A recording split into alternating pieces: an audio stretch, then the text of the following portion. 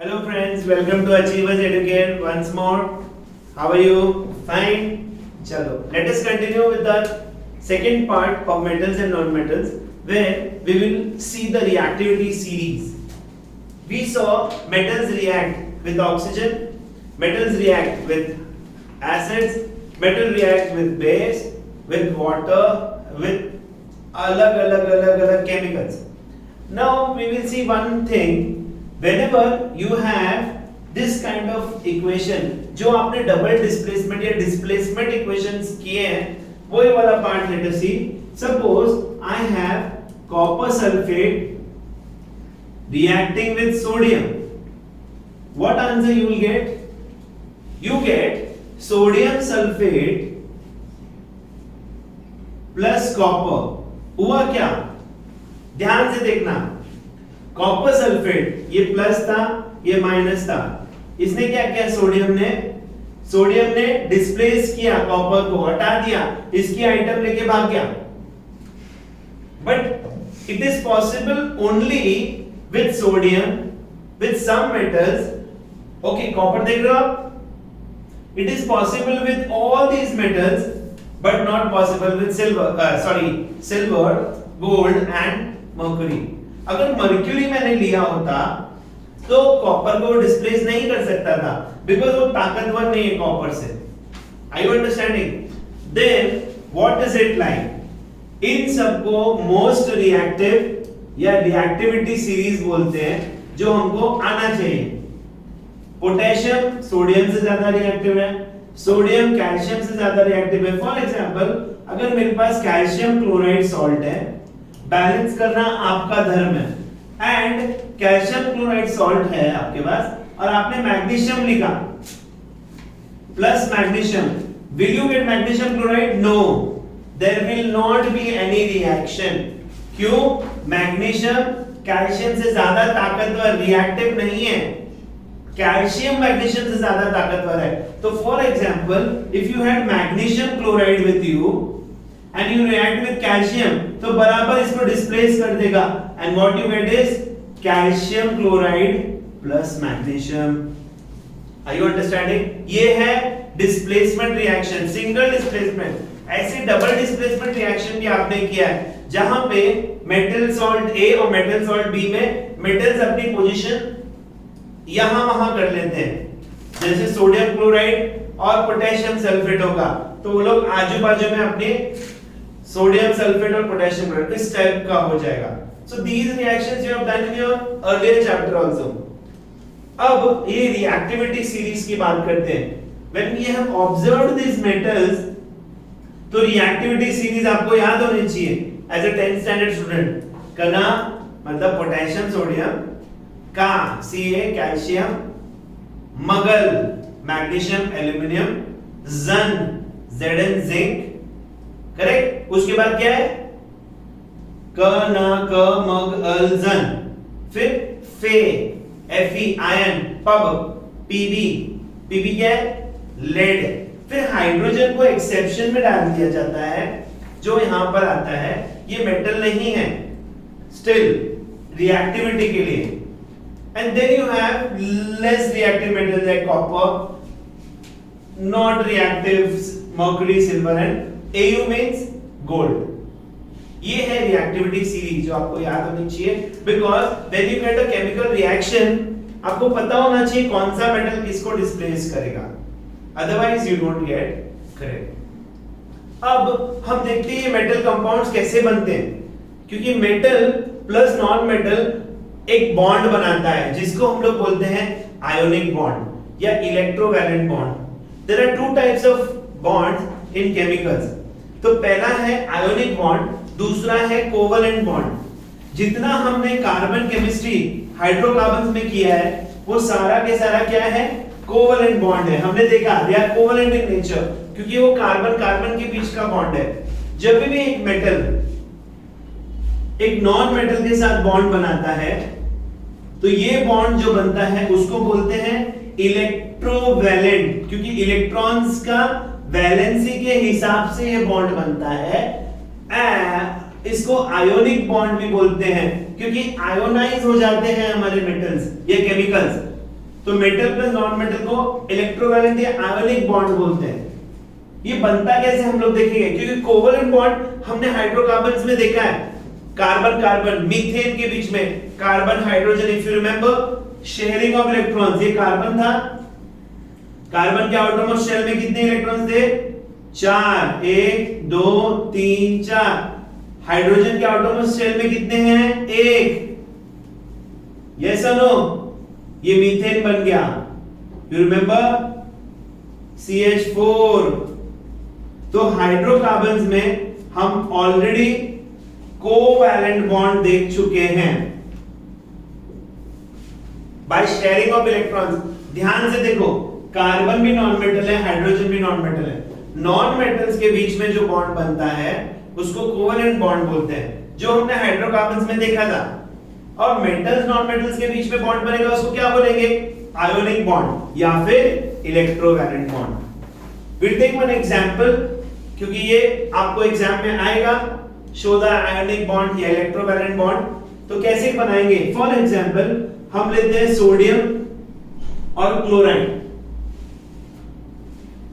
Sodium क्या है,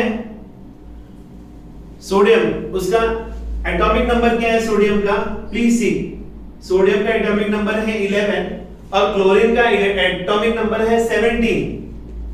so sodium atomic number 11, हम लोग इलेक्ट्रॉनिक डिस्ट्रीब्यूशन करते हैं 2 8 1।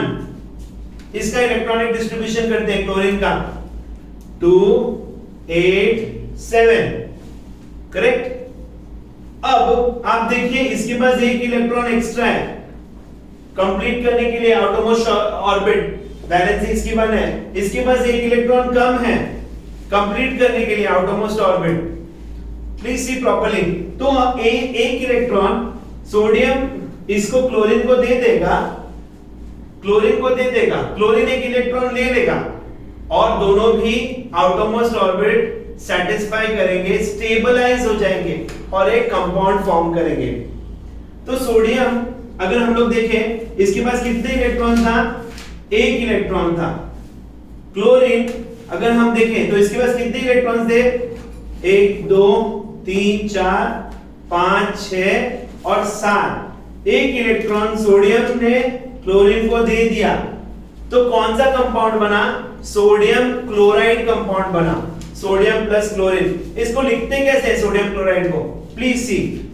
सोडियम क्लोराइड को लिखने के लिए हम लोग क्या करेंगे, सोडियम ने एक इलेक्ट्रॉन दिया, एक इलेक्ट्रॉन दिया तो पॉजिटिव हो गया, तो यहां पे प्लस लेंगे, एक ही दिया तो 1 प्लस लिखते नहीं तो प्लस लिखा मैंने। अब क्लोरीन को या तो डब्बे वाले ब्रैकेट में बनाने का, अगर मैंने डब्बे वाले ब्रैकेट में बनाया ऐसा, तो क्लोरीन के पास 1 2 3 4 5 6 7 और एक सोडियम वाला डॉट एंड क्रॉस मेथड लिया। अब इसने एक इलेक्ट्रॉन लिया है तो इसका चार्ज क्या होगा, माइनस, तो या तो माइनस यहां लिखो या माइनस यहां लिखो।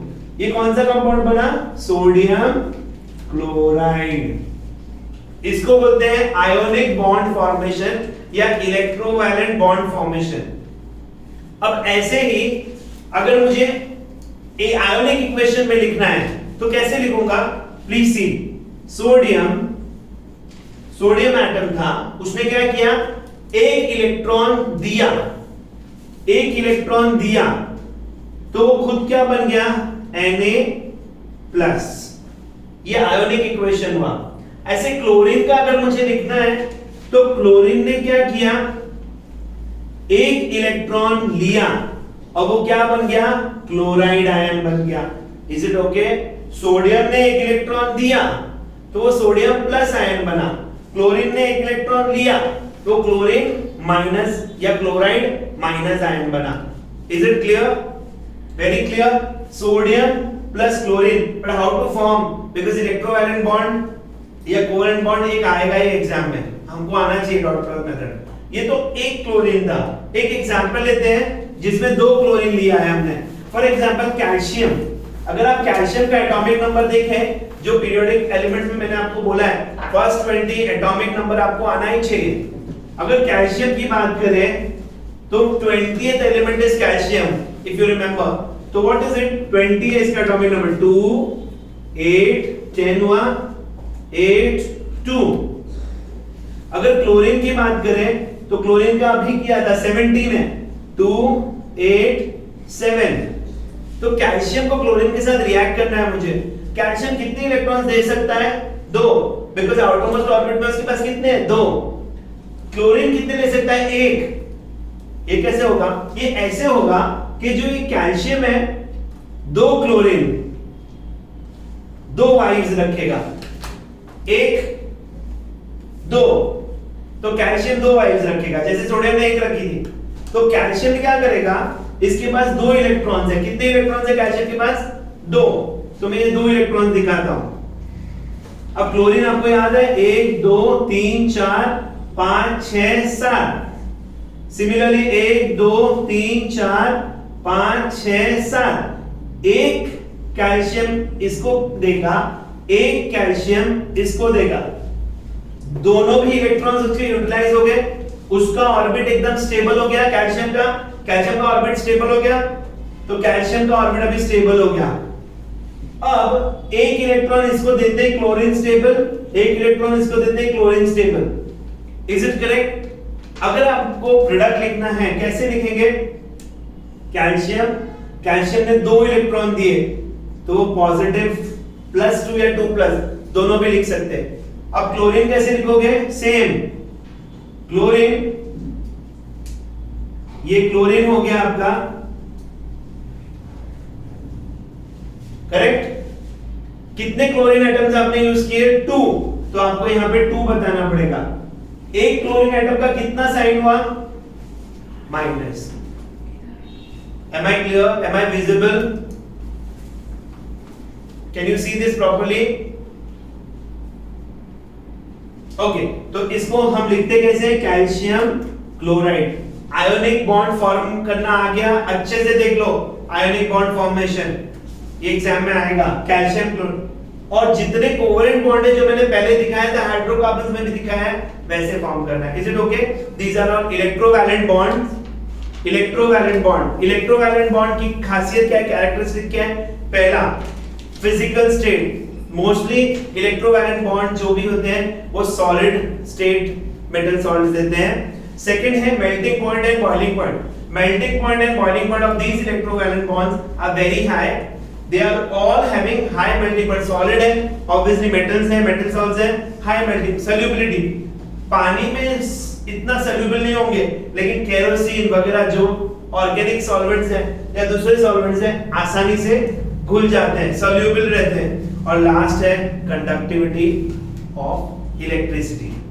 जितने भी इलेक्ट्रोवैलेंट बॉन्ड है, जैसे ही आप पानी में डालोगे तो आयंस बन जाएंगे। आयंस बन गया तो क्या होगा, वो लोग पास होंगे। आपने यहाँ पे इलेक्ट्रिसिटी चालू किया, पॉजिटिव नेगेटिव की तरह जाएगा, नेगेटिव पॉजिटिव की तरह जाएगा, तो कंडक्ट होगा। Are you understanding? So all the electrovalent bonds, all the ionic bonds are conducting in nature. These are some of the characteristics of your electrovalent bond. Thank you so much, my friends. You can like, subscribe and comment on my channel. Thank you. Bye bye.